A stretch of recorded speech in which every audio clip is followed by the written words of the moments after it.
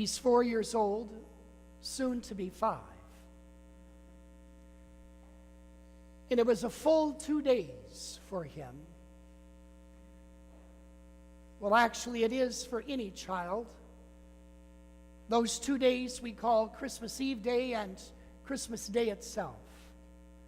For any child, those 48 hours are big, and they're important, and they're exciting, and they're exhausting. He's 4, soon to be 5, and why, he had just come to the end of Christmas Day. It was in the evening, and why, he was getting like a lot of children do after 48 hours of excitement and anticipation and opening up gifts and traveling to 2 sets of grandparents, and now finding himself in the home of his great-grandma and all these other relatives of his. And there's starting to take place a meltdown. You know what I'm talking about. So his mom takes him into the bathroom to give him a bath before, and to put his pajamas on before they get into the car to take that 1-hour trip home, where he can finally get into his own bed. Yes, the gifts have been unwrapped. He's gotten just about everything he had hoped for and wanted. And now it was the opportunity to go into the bathroom, to hop into the bathtub, and to wash off the layers of anticipation and the layers of excitement and the layers of exhaustion and the layers of perspiration from having played with his cousins and relatives for the last 48 hours. And after the bath, he came out of the bathroom with renewed energy. Why, he came running into the living room in front of all of his extended family with his birthday suit on.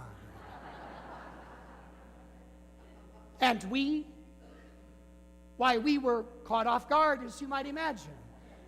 A bit surprised, why we all started to applaud.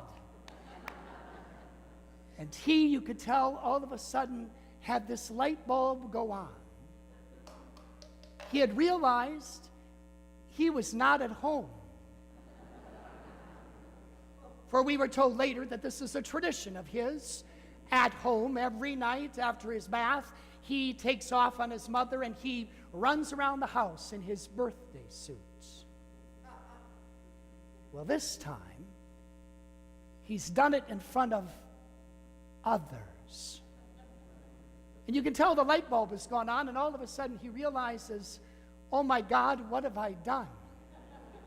And with a smile on his face, and as we are applauding and with terror in his eyes, he bows. And he runs back to the bathroom to have his pajamas put on. I share that story with you because it indeed is the story of my great-nephew this past Christmas, and I smile as I think about that incident that happened just a few days ago, and the reason I smile is because, my friends, that's the definition of holiness. That's what we celebrate this weekend as we celebrate the Feast of the Holy Family.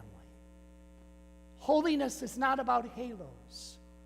Holiness is not about perfection.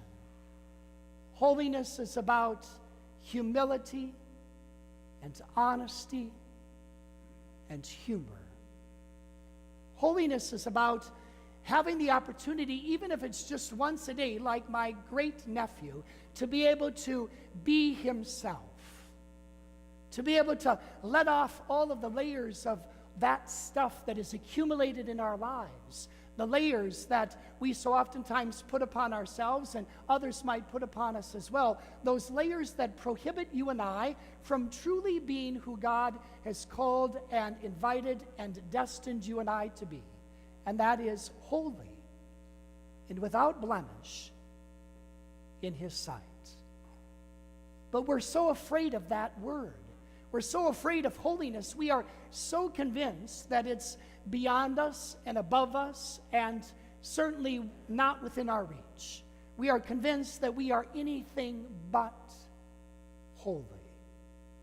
But my friends, holiness is those opportunities that you and I have, beginning in our own families, beginning there, to be ourselves, our true selves, to be vulnerable, as this grand nephew of mine certainly was, as he stood in the middle of the living room realizing, oh my God, these are people I'm not used to doing this in front of.